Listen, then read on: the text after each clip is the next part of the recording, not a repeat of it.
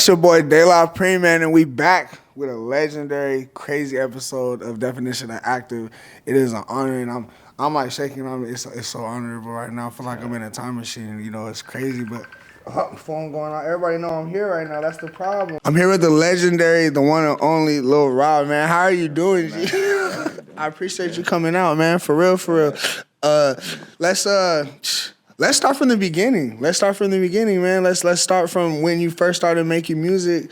Let's talk about life in San Diego, just being a legend in Chicano hip hop, and starting on the West Coast and taking over the whole entire country. Like, let's start. Like, how did it begin? Well, let me see. Well, thank you for all that, man. You know what I mean? But I've just been doing music for a long time, man. First cassette came out in 1992.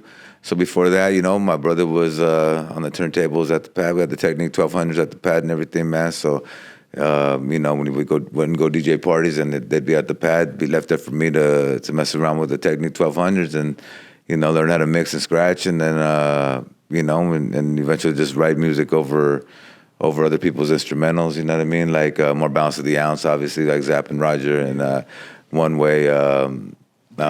Things like yeah, all those type of things, man. Loop it on a 2-tape deck, whatever, and try to, spin to that little mic on that deck, and then but that's just pretty much when I just started writing verses or whatever. And then my brother would DJ parties, and I would go to the parties with him sometimes and grab the mic and spit a rap or two, whatever, man. They weren't that great, but they were good enough for the time. I was only like 14 years old or something like that, 14, 15 maybe, And then in 1992, just got together with some friends of mine, man, and decided to take it to the studio and have something done professionally, like production wise and recording wise, So then a lot of my friends got involved. My friend Junior, man, shout out to my friend Junior, shout out to Caesar, shout out to my boy Julian, man. He was the money man right there, man, to get me into the studio and pay for my studio time and order the first cassette singles we got, Over the Night and the 619 and Mexican Gangster. He was the money man to order 500 cassettes, and then we would take them to the indoor swap meets down in San Diego, Yeah, and then just take them and leave them under consignment, come back and pick up our money later on, man, and that was pretty much all we were going to do was those 500 cassettes, man. I thought that was kind of just going to be it, but then we just kept, writing music and everything, man. So I put on another single, Brown Crowd and Soy Chingon, and I was 17 there, 1993. And then, so that's kind of like where that started, man. I mean, I don't know. And then I got shot in the face when I was 18, so then things were kind of like put on hold for a minute, man, until I could get back into the studio and finish off my album called Crazy Life. The first album in 1997? Yeah, in 1997. And so that went from the age of 16 to 20 years old. And then that's when Crazy Life came out. And then what keeps you just motivated? Continued from there. What keeps you... I got you. I'm hyped right now. What keeps you motivated like during that time period, because you're getting your first experience in the actual studio and not like doing like the home, like makeshift stuff with your homies. You're doing the first like big production in the actual studio, and then it kind of gets put on hold because of like street life. And then so what?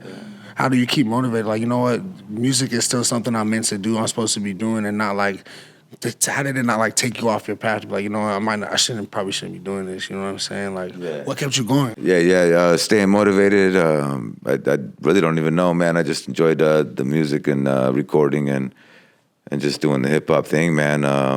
But by that time, I was hanging out with the homies and everything, man. And it just happened to happen. You know what I mean?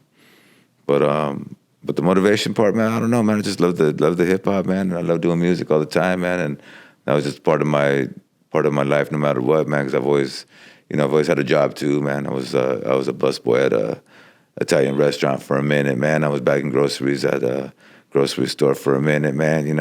Then that's all when I got shot in the face, man. So it's kind of a trip, man. But I always had a job too, man. Then I started doing shipping and receiving with my brother and everything, man. And then I would hear other people on the radio, man, and I'd be working in And then I just knew that I wanted to be up, you know. I heard them doing it, and I know that I could do it too, man. So, you know, I mean, just kept writing, whatever, man. And that's about it. But I did a lot of tunes, man, from back in the days, from the Over the Night cassette to the Brown Crowd cassette, Soy Chingon, to the Crazy Life album, to the Natural High album, to the Can't Keep a Good Man Down album, to whatever. And those are just different time, you know, periods of my life, man. And Life milestones. because it started out first with just me and my friends and doing it that way, and then I got with other people too, you know, and put out Natural High and Can't Keep a Good Man Down, man, and just, you know, just all a part of my growth and learning from there, man, and just keep moving forward and I don't know, man, and it just keeps going and it don't stop and it won't stop, you know. When did you start? You can keep it because I can. When did you start like producing as well too? Like when did that start getting incorporated to what you wanted to do? Because I know you produce, you rap, and you act too. So My bad. But production wise, nah, I don't produce, man. no, I don't produce. just input, but not like. I've always, yeah, I mean, maybe a little bit of input, you know, sometimes, or if I already have it down on like what I want to do already, kind of, you know, but I pretty much never know until the beat's already there first, you know what I mean? Then I kind of write to the beat. So, but I've always had a producer, and the first producer was Sir Crown Productions. They did Crazy Life for me, man. So always had someone making my beats. Shout out to Mooks. Mooks is from Austin, Texas. He did Bring Out the Freak in You for me, neighborhood music for me. Yeah, did, you know, and Bring Out the Freak in You. Yeah, that's more along those my Egyptian Lover type of rap. You know what I mean? So it's a big influence on me too. But yeah, I got lost for now. I don't know. Oh yeah, as a production, yeah, I don't really produce. I don't put my hands on the things. That's not my thing. Like, know what to rap on type stuff. And Yeah. Curated to that. So what's Yeah. when was your first big show? Because you're going. So now we're getting out of like parties and like local fame to like bigger because you're doing studio albums now. So when was your first big show? Yeah. That's when I first signed with Upstairs Records, John and Joe Lopez, man. And I had a show out in, I believe it was Midland, Texas. And that dude right there went with me to that too. That was what, 20 years ago? 20 years, man. 20-some years ago. I don't even know, man. Been a long time, but that was my first show. They took me on to do a radio, like a radio show, you know, and I wasn't supposed to cuss, and you know, I ended up cussing a hell of a lot, right? And it just, yeah, I just wasn't ready for it, man. I wasn't ready for, you know, doing a show like that, and just, you know. How many people were at that show? I'm not even sure, man. It was a. There was a festival. Yeah, Festival. festival show or whatever, man. I'm just out there cussing fucking away, you know what I mean? Like, but I was what, man? Well, but I was what? I don't know. I was in my 20s, so that was like, yeah, I don't know how old I was then. But yeah, so I guess they were gonna turn the mic off on me and everything. This dude was going crazy. And you know, yeah, because I was just cussing and like fucking. Like, I don't know if I cuss right here. Can I cuss right here? Oh yeah. Someone put your fucking hands in the air and shit, right? Like fucking, you know. Yeah. So see, like me trying not to cuss right now, it slows me down in my talking and everything. But anyways, now that I know I can do that. But yeah, no, I was just saying a lot of dropping the F-bombs and shit, man, and yeah, it was just kind of a bad experience for the label and everybody that had just signed me and took me to my first show over there, man, and I just kind of blew it. So did you have to get like a bunch of like media training and like they had to like kind of give you meetings like, hey man, you know, we can't be cussing everywhere? Nah, I just had to grow up a little bit, man. You know, I said, you know, just do them and just you know, just kind of learn how to do them while I'm going, you know. When did you start pretty much it. First collaborating with other artists?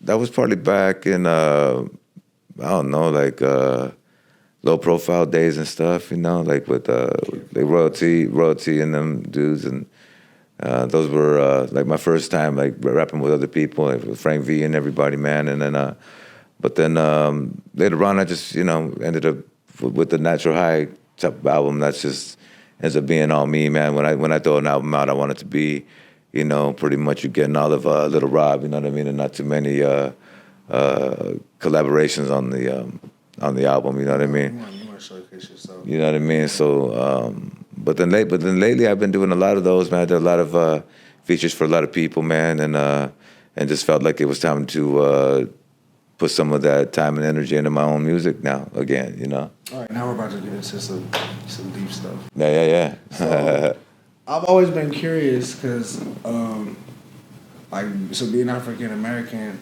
I've never been able to hear the perspective of how hard it would be for like a Chicano or Latin artist to get into the hip hop industry. Even being able to, even like with the fusion that you have with your music, I'm pretty sure there was still adversity that you faced to like be able to like get to stardom or establish yourself in the industry. Like, can you speak about that? Because I still think to this day it's experienced to a certain extent. You know what I mean? So like, I've never felt that, man. talk about it. That's what's yeah. I've never felt like that about anything. Like we couldn't get in because, you know, we weren't that or this. I mean, I just did it for the love of it, anyways, man. You know, just for the hip hop, you know, factor of the whole thing, man. Just writing music and just being down with the whole hip hop from the get go, you know. And so I've never really felt that, man. I always felt like it was for everybody, anyways, you know. And it is for everybody. You know what I mean? So I've always respected it, man. And I'm a product of you know oldies and a lot of the oldies I listen to are black artists, man, and they got the soul.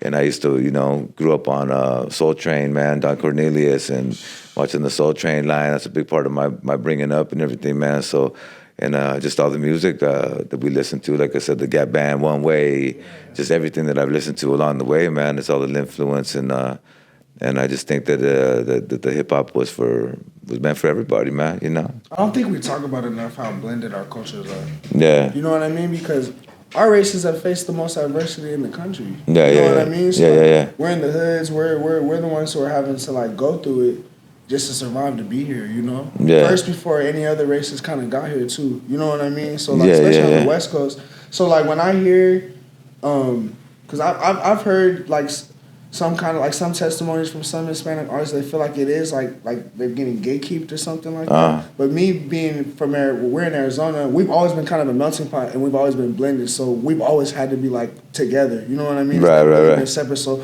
when I started hearing those things, I was always curious if is that from the top or is that like a new generation thing? If that's like new people who are in charge? Because I don't see the gatekeeping. I see the blending because I'm not like that.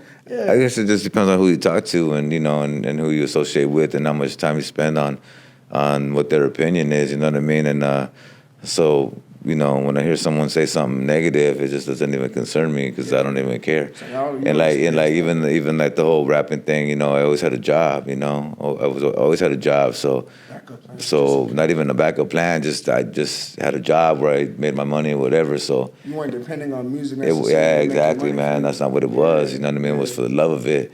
But then we're, you know, still putting it out and, you know, giving people something to enjoy, man. So, you know, so I've never really looked at it like that, man. Like any hurdles that I've had to jump to do that. And sometimes, you know, sometimes the hurdles that I did have to jump is with my own people.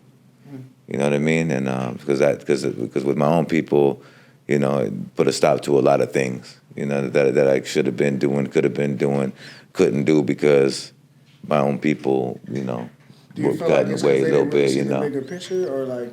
Nah, we just, you know, it's just a certain thing that we go through, man, and just. You don't got to speak on it too much. You know? Yeah, it's a certain thing that we go through, type of thing, man, and you know, and I really don't know, man. So I've always just continued to do my thing, and no matter what, I've been a solo artist. I've helped some people out with just, you know, verses or whatever. You know what I mean? Like I've done a couple collaborations with people, and I don't even charge them, man. It's just stuff for free, man. Just out of love. You know what I mean? You know what I mean? Like another kid, Desi Hollow from. I love Desi Hollow from Oceanside. Did that jam with him, man. Just fire. I've done 2 songs with him. Just knocked them out for free real quick, man. You know, Spanish Fly for free real quick. Just try for free real quick, you know. Right there, huh? That's and it's just, you know, like I don't know, man. I just felt the jam and it was good. I wasn't doing nothing for myself at the time, so you know, let me do something, man. You know, and so I did a lot of things like that. But like I said, it just became the time to start writing my own stuff again and putting out my own album, you know. Okay, we're gonna go back a little bit. So yeah. How is the emotion when you get your first like big radio record? Like how How do you feel about that? Because once it started, it kind of kept going. So Yeah. How did that change everything? Because I know you're working a job, but now you're becoming like a major artist. Oh, yeah. You go in there and quit your job? Do you? Yeah, nah, some out? yeah, nah. I didn't at first, man. I was just trying to balance the two for a minute, man. And then, but my boss was so cool, dude. He was so cool, and I just told him I was gonna take a little bit of time off to take some time to write and whatever. And then, he always told me I was welcome back whenever I needed to go back, but I never had to go back, man. So that was kind of, That's amazing. that was kind of cool, man. But what would you feel like was your first biggest record? Because I'm thinking of Summer Nights and like Bring Out the Freaking. Yeah, the first. Know the impact on you. Like, what was the first big? Well, the first jam, the first jam to hit the radio, I believe was Barely Getting By, produced by Polar Bear. So shout out to Polar Bear, man. Been a long time, big dog. So that was my first song that ever got on the radio. And Neighborhood Music, I believe, was the next one, man. And that one did some great things, man. That one made me real proud, man, that it was on the radio and like number one on the top 4 and 4, top 7 and 7. And I put my first girlfriend in Neighborhood Music. Yeah, there you go, big dog. Yeah, straight up. Man, welcome, man. Yeah. I know you're watching this, girl. Remember those car rides? Add those pictures on the binders. Oh yeah. So, but then Summer Nights just went. Psh, that one just took off, Summer man. Nights So, took off. It went crazy. Like Yeah. That kind of like opened the gate for a lot of people too. You know what I mean? Yeah. We have Emmy writers out here. You have Angel, you have Baby Bash, and all these people who are coming out. Yeah. You're like leading the charge. You know what I mean? So like, how did that change from going to like shows, parties, events? Now you're getting like probably put on big concerts. You're getting in radio. You're like in radio syndication now because it's like it's a summer anthem. It's everywhere. Oh yeah. It's not easy to be able to make a song that captures the whole entire element of a season. In all aspects. Like yeah. And it's put you in a good mood. You know what I mean? Yeah, no, definitely a feel good song, man. And it's like it took me. It was being played all across the country, man. So that was a big time for me, man. I was a performer out in Pennsylvania and things like that, man. That I didn't think they were going to be listening to my music and everything, man. So that was a trip, That was a trip, but I can honestly say, and I can't really remember too much about those times, really, man, because I don't know, man. I just my heart wasn't in it. I don't think, man. But so like I've been saying lately, man, I just appreciate it so much more now, and learning from all my mistakes from from all those times, man, of and how I did things or whatever, and just having the chance to do it the second time around is a blessing, man. And I just feel why do you feel real like good about that, man. Why do you feel like the heart wasn't in it?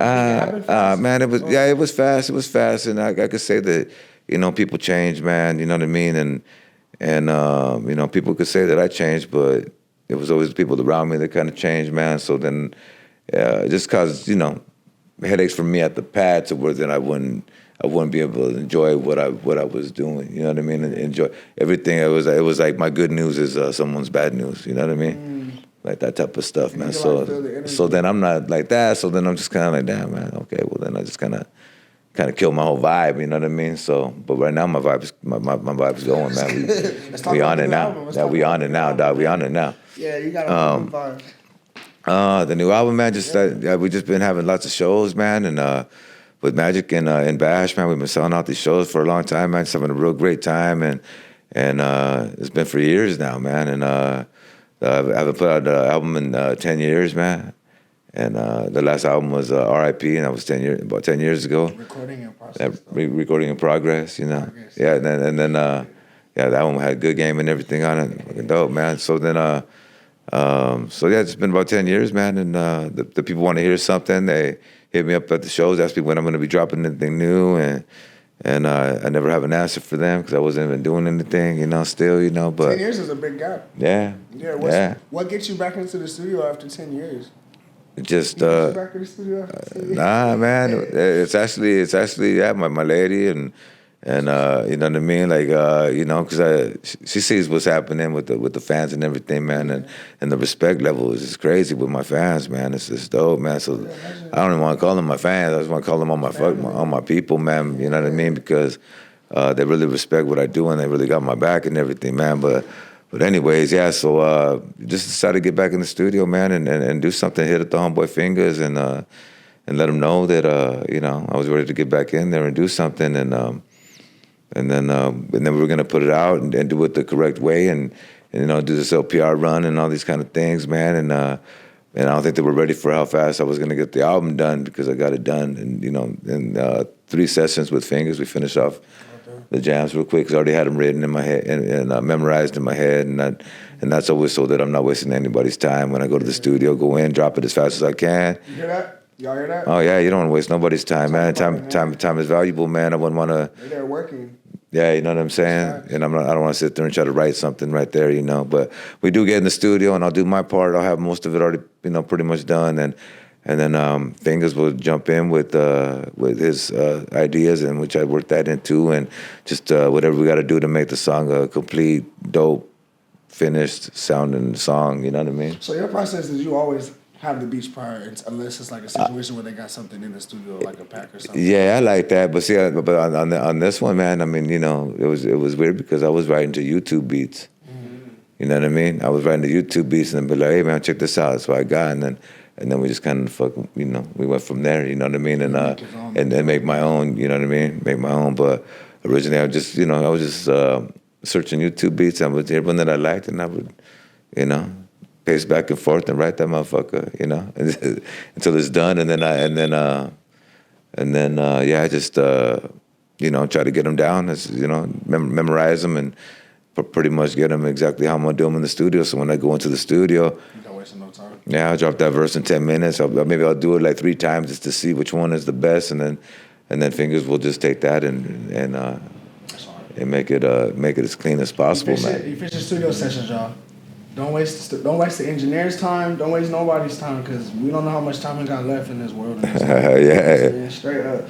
So yeah, I always like to ask artists of every level, how do you balance family and still be able to be like a full-fledged, full-time artist? Because we were learning from you guys. You guys toured from March to March. You know what I mean? Like, no, it's just it's a whole year thing. Yeah, well, that's what's cool too, man. About my lady being cool about that kind of stuff, man. Because that was a big problem my whole career, man. Is having someone that just it's cool at first, but then later on, it's like, okay, are you done yet? You know what I mean? Like this is getting stupid now, like So it's like, so I've always had a problem with that, man. So, but now I got someone pushing me to do it and everything, man, and. It's easy to know the difference when you have somebody that's like not much. Yeah. And then when I do have to leave, man, I do have to leave sometimes, and and then I leave my son back, or I leave them both back, and then I go back home, and then I have other things I got to do too. So then I'm off to doing that stuff, and to balance it all out, man, it's pretty hard, man. You know what I mean? Do you ever bring them with you on any shows, like one-offs? Oh yeah, no, I take my lady and my son with me to the shows, and he'll perform summer nights with me, man. I take him out there, man. 4 years old, man. He just loves the microphone. He loves being around it, man. So, blessing to be able to even take him to do that. You know what I mean? But So your son's 4, so you waited. You waited before you. I was 43, man, when I had my son, man. Yeah. So that's crazy. I have my kids really young, so like, I love them to death. But you think it's good to wait? I don't even know, man. I couldn't. It just happened how it happened because I was 43 years old and I still got scared. I was like, oh, okay, wait a minute, no, sure. My life, what am I doing now? You know what I mean? So, but like I said, but after having him and everything, man, it's a blessing, and I love having him around, and he's my little best friend, and you know what I mean? And he likes going on my shows with me, and he likes rocking the stage, and and the people love him, and it's way dope to be able to take him out there and meet people, and and we're all adults, you know what I mean? Like Bash would call him Little Barbito or whatever, Barbito or whatever the hell, you know what I mean? And then you know what I mean? But he's meeting like all these people and knows how to interact with them and everything, man. So that's a good thing, and I like that, How was it collaborating with like Ice Cube and Bone Thugs and Frost, and like when you're in those sessions and building with those like at that level, like how did that even come to fruition? Yeah, some of those. I mean, I know I got asked to do the Ice Cube, the Chrome and Paint, and I did a verse for that, but then I just never knew what ever happened to that, I don't think it ever came out or anything like that, so I don't know whatever happened to What's that. up, bro? Yeah, I just haven't heard. man? No, yeah, I just haven't heard it. But I heard the song with and it's him and Dub C. But I had done a verse for that song, but I just maybe didn't make it or whatever. But I just never heard it. Shit. Yeah, it's out there somewhere. I mean, I found a clip of it something, but I don't even remember that verse no more. But Was that the same? Was the situation like that with Bone Thugs too? I've never done nothing with Bone Thugs. Never. Nah. Never. Nah, there's things out there, man. There's things out there on YouTube. Yeah, there's things out there on YouTube. Like I did the one for That's crazy. I did the one for Nori and Fat Joe and the Mas Maiz. Okay. Did that out of New York. I did another one with the Pitbull and Julio Voltio. Those are real. I did that one. We shot the video out in Miami. I did The Game, my lowrider, and that was a real one. I recorded it and sent it to him. People take your stuff and make like mashups, their own versions of like stuff that you like. Yeah, I mean, I was partly on something, and then they got someone else to be on something, but I never worked in the studio with them or nothing like that. And haven't done that, man. But I have done a couple things, but Salute. How was it working with pretty big things. So that was another one. They hit me up and just asked me for a verse, and eight bar verse, and I did it, and I sent it. Well, I sent 16 bars. I did the whole verse, and then in San Diego they were playing the one with the whole verse. They're playing that on the radio with my first verse. They threw that in the first verse, man. But I don't know where that one is at either, man. So if anybody has that, I would love to hear that one. Crazy.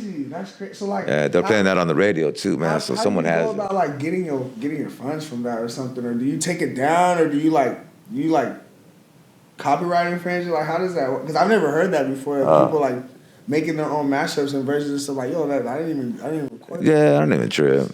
You just love the art, so you ain't. Yeah, what am I mean, look at me, man. I mean, I came up on sampling music too and doing things, man. So I mean, I can't stop everything, but it's kind of like a new age sample kind of. Yeah, I mean, Is there anybody that you want to work with? Man, I mean, I hear a lot of dope people. I mean, I don't know, man. I hear a lot of dope people that I would love to work with, but I don't know. I don't want to say no names, I guess. Whatever happens, happens if it happens. Yeah, if it were to happen, yeah. I just thought it, man. I threw it in the universe real quick. What was the first nice whip that you bought after being signed? The what now? The first nice whip that you bought after being signed. Oh, that was probably before I got signed with them, though. But yeah, I got myself a '63 Impala convertible. That I took apart to fix and never fixed it. See what happens, man. It's not all that it seems to be, man. You know. Fix it up. Yeah, no, it's all good though, man. But yeah, no, and I'm into Cadillacs and Cadillacs and Chevys and stuff, man. But nowadays that's not really important to me. Now I need a whip to get me to from point A to point B. And get me there, you know what I mean? So how's it working with people like Magic and Baby Bash and like you guys all came from the same era? Is the love like all the same? This shit market just like yesterday. Yeah, no. Every time we do a show, man, everything's cool, man. I mean, shit, we're all prompt and everything, man. We're always on time. We're never late. You know what I mean? We're there for sound check. We're there for meet and greet. We're there for for the meet and greet after. We stay there throughout the whole night while Magic's performing, while Bash is performing, till Magic's done, and then we go out there and sign more autographs for everybody in the place and take care of everybody until the last person, gets their autograph and picture, man. And we close out the building like that every time, man. So when we're in town for a show, we're pretty much there for the show all damn day. You know what I mean? So I'm about to ask you a hard question right now. Yeah. So where is the best Mexican food in Cali? I'll give you all of Cali, not just specific to San Diego, because y'all probably got the best seafood. You know what I'm saying? With the port. Or Arizona, we're biased, or Texas. Yeah. Well, I mean, I would think the people in Texas would say the Texas, and I would think that Arizona, people from Arizona would say probably from here. I don't know, unless they've been to Cali, they tasted over there, and but I'm from Cali, so but I like all that, San Diego taco shop food, man. I mean, I like all that, man. So, but it's just preference, man. Wherever you're at and how you like your food or whatever, man. I haven't been everywhere to every restaurant to know, but So I really can't answer that question. You got favorite spots everywhere you go to? I really can't pick a spot. I mean, me, man, I like drive-throughs real quick. It depends. It depends on what you're trying to do, man. If I'm gonna, take my lady out to dinner or something like that, then it's gonna be a different type of thing. But if I'm just going through a drive-through or something, man, I like a Roberto's or Alberto's or Talk about it, man. you know what I mean? I mean, that's what I like. That's what I like, man. So that's it, man. You know what I mean? That's you know what I mean? A California burrito, some beef tacos, man. But yeah, I'm just saying, man. But there's other places too. I mean, like Teddy's Bread Tacos up in LA with the birria tacos. Those are bomb too, man. So they're just tacos like took off with crazy in the last like 3 or 4 years. yeah, they did, man. Then there's just kind of different kind of tacos everywhere, man. But everyone loves tacos and we should all just have tacos, man. It's all good. So now, so we're gonna double back to the album. So the album is out. I have exclusives. I have the files. I've been bumping it with my lady and stuff. Oh, nice, man, nice. Listen Must, my favorite. I told you one and done. I like the energy. This on some leadership, warrior, stand your own ground type stuff. Yeah. Make sure people are respecting you. But what was the process of putting this album together all the way? A lot of driving in the car, man, and just putting on those beats, man, and just writing a verse here and there, man. And as you can tell, man, when you hear the verses, it's all me, a verse here, a verse. How'd you come up with the title of the album? That's just how you're feeling in life right now. Yeah, all to the bueno, man. I mean, everything's all to the good, Yeah, I can feel that from what you're talking. You're like, man, it's different now. Like I'm appreciating life. You know what I mean? Yeah. Everything as it's you're appreciating it while it's here. Nothing's really moving too fast for you right now. Yeah. No, I don't want it like that, man. I mean, sometimes the more you got, the more problems, man. The less time you got to I don't know, to feel good, I guess. You know what I mean? But yeah, man. So that's everything's just all to the good right now, and I feel good. I feel all right. That's it. It's all to the bueno on a warm summer night. So, who made the beat for Summer Night Show? That's Fingers, man. The same guy that produced this whole album right here. So, and this is just me being a super fan right now, but in the studio when you're making Summer Nights and Fingers is playing this beat and you hear the yeah. You just knew you're like, oh, this is a hit. Did you that one right there, man, too, man. He just happened to have a beat and played it for me, man. And that's kind of what it was. And I'm not sure if I took it home. It's been a long time now. Not sure if I took it home and came back and rapped it or if I wrote it right there. I'm not really sure, man. But yeah, and then he came up with the hook, man. That's Fingers with his hooks. He's dope. And then I went in there and kind of changed him out a little bit and put a little bit of, Chicano slang in there, like, hit the volo and we just don't stop, instead of just little things like that, man. And then, but yeah, and that song came kind of quick, man. You know what I mean? And for it to work with a blessing, I'm saying, it's not easy, to make timeless music, Yeah. It's good that a lot of your influences are about the timeless music. So, you're already into it with, the love and caring about the art and not about what you get from it, So, Yeah. And then you're a very transparent artist, so it's you give music that we can relate to so that's what also makes it timeless. Yeah. So when I think about those songs and everything, I think about the moment in time. Right. And then you attach that memory to it, Right. Okay. There's a lot of songs that came out during that time, and I don't care about none of them. You know what I mean? So I feel. So it just shows the impact that it had. So. And that part in the background, when there's a part in the background where it says, I can't sing it, but it says "Summer Nights" right in the background, and that's my cousin singing that part. I never knew that. And it sounds like an oldie, but he's singing that part. That's fire. Yeah. You hear songs now today? He's on that one, man, and he's on another one called "I'm Still Here." He has that old school, to me, like a Joe Batan type of voice to him. You know what I mean? He did another one too. If you look it up for Javier the X-Man morning show or oldie show, I did that for them too, and he's singing on there too. And but he's not on this album, but I've used them and shit. That's crazy. Cool. You incorporate your family in that. That's fire. That's beautiful. That all goes back to the transparency of it really being who you are, everything that you make. Yeah, and then production wise, man, I haven't really used too many people, man. Just everybody in my circle, man. It's Fingers, my buddy Mooks, man. He's done a lot for me. Sam Carter, and man, that's pretty much Sir Crown from the get go. DJ Rec from Oceanside, but just a small circle that I've ever really worked with, man, and then still, how important made it pretty big. How important is a team? Cause you've been through multiple record labels, and now you've had your home established for a while, you know. So you obviously had to see what works and what's good for you and what's not. How important is a team, you know? Cause through those times you're building up the best team to where you're at now, you know. So Yeah, you know yeah, who you can yeah. trust and who your circle is. How important is that? And like, what's the process of that when you're going through all these stages of success as well?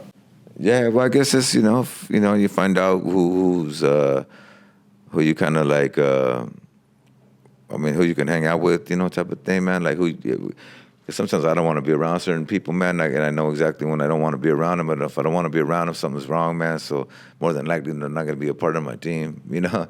And then you get to a place to where your team ends up being your best friends and everything, man. Like with Upstairs Records, when Summer Nights came out, or Barely Getting By in 2000, I believe 3, man, when I signed with them, and I would have just never known that we would have still been friends to this day, man, and really good friends, and then even putting out this album right now, man. So I just. I don't know. Just keep good people around you, man. That's what it is. And if it don't seem right, then it probably isn't. And they got to go. You know what I mean? Trust your gut, man. That's pretty much it. And so like right now, man, my team it's just us, man. And we've been rocking it for a long time. Homeboy's been doing it for a long time. He's been my road manager for over 20 years, man. And That's crazy. and knows me. And if anything, man, he knows my growth, man, throughout this whole thing. And because I wasn't the easiest to work with in the beginning, And Why do you feel like that? just because I didn't appreciate it, man. I didn't know what I had. You know what I mean? And I was making a headache for them, So like sometimes people will ask me if I would ever like sign an artist or something like that, and I probably never would, because I wouldn't want to have to deal with someone the way they had to deal with me at first. You know what I mean? Those stages of growth. But now I appreciate it, man. So now I'm just like, I'm always on time. I'm never late. I'm always at the show. He knows I'm gonna get on the plane now when I'm gonna go. Right? He still double checks. Hey, man, we're flying out. See you there. I see you there, man. But you don't have to worry about it like that no more, man. And because we're gonna, we got obligations, and when we give our word to be somewhere, then we gotta be somewhere. You know what I mean? And we gotta be there. All you got is your word too. You know what I mean? That's all you got. We love you here, so you guys are doing a private party with the Suns. Yeah, I've been down with a blessing for that too, man. You have your own jersey, the new custom jersey. Yeah. Our new like city jerseys are coming out, but you have your own custom one, which is beautiful. Yeah. They put Lil Rob on the back with a 23, and 23 is not really for anybody. It's just more like 23 to me means brown crowd, and Lil Rob in the brown crowd, San Diego. That was my first thing. So 23, man, yeah. 1992, man. So brown crowd, that's what it always meant to me. 23, A, B, C, 23, That's like, hard. Yeah. Man, I need to get a custom Lil Rob chain such with the Lil Rob face shirts on the side. Are you excited for that too? It's a private party. That's hard. It's just really, really dope, man. Went to that game last night, man. They got us in the skybox, man. All the beer I could drink. The margaritas he could drink. Me and my lady just enjoying the show. The music that we're playing was dope, and that's what kept me drinking. And they really put a lot into it and made it really like Chicano style, man. You know what I mean? And Last night was fire. And it's really, really dope, man. The bond that comes out and everything, man, just makes you real like proud and makes you pop open another beer, man. I mean, that's what it did to me. We're like the only basketball team that's, I think that's like, the Hispanic culture is such a big deal for our basketball team. Yeah. I think out of the whole NBA, it's like a big deal. It's a very big deal. And I love that though, because this Arizona, man, this is a part of our culture. What advice would you give to an up and coming artist that is like, Hispanic or Chicano that wants to get into the industry, that maybe, doesn't know what it's gonna take, or maybe they might be scared to take that first step? What advice? Shit, man, I didn't even know what it was gonna take, man. But it's just, a lot of it is, perfect your craft, I guess, man. Love what you're doing, and be good people along the way, man, to everybody. Because you just never know, man, and just be good people because you're good people, not because it's like a cool thing to do, you know what I mean?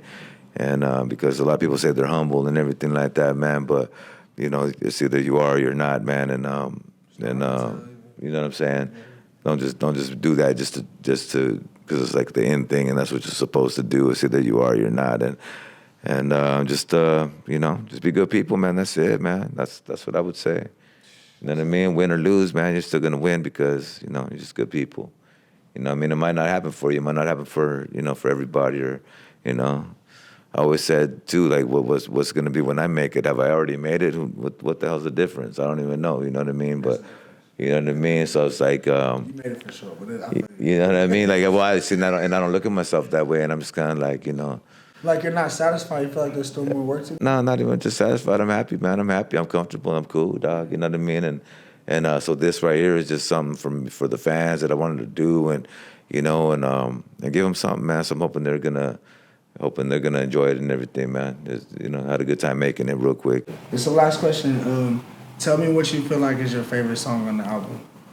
My favorite song on the album, I mean, it just jumps, man. I mean, I would like to say they're all my favorite songs, man, but because they're all different and everything, man, and I'll talk about different things. You know what I mean? But right now, man, I would probably. It was different yesterday, but now it's today. It's I think it's old records, man, because just everything that I talk about, man, bumping Earth, Wind, and Fire, thinking about my lady while I'm cruising, and just and I mentioned a lot of old songs in that song. You know what I mean? There's a lot of love in your music. Yeah, man, A lot yeah. of romance in your music. I think people don't realize the picture you paint with the romance. You know what I mean? Yeah. It's a gangster romance, but it's there. It's always there. It's always been there. You know what I mean? Like, I like that. Yeah, it's real respectful to the to the woman, you know what I mean? And on that song too, just like being Chicano and everything, when I say I'm a Chicano in the classic, watch me lay it on the bumper. When I see my girl, I'm gonna tell her that I love her. And just be a classy Chicano, you know, not a gang. I'm not, hitting you up. Hey man, where you from? I'm not doing nothing like that. You know what I mean? We're just, being a good dude, classy, but you're Chicano at the same time, eh?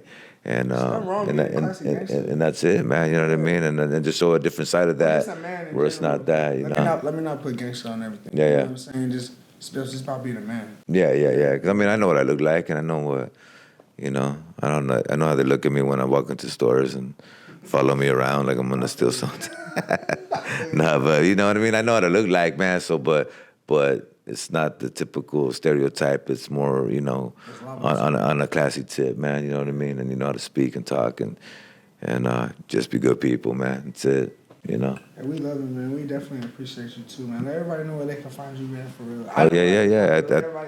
At the Real Lil Rob, go check it out. At the Real Lil Rob on Instagram, Facebook. And go check out All to the Bueno, man. It's out right now, yo. All platforms. Yeah. All platforms. It has definitely been an honor. Yeah.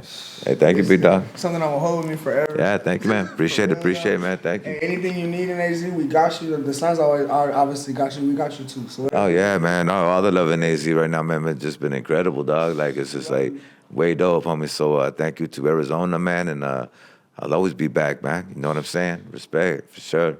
Hey, we love this, Thank man. you. Hey, this been the definition of acting. Yeah. You see where we at. You see what we doing, man. We ain't missing no steps. Legendary. The only legends in here creating more leaders, man. And it has been an honor, bro. I appreciate you. Yeah, dope, man. Thank you, man. Thanks again, big dog. Appreciate you, Yeah. man. Love it, man. We out. Here's your mic.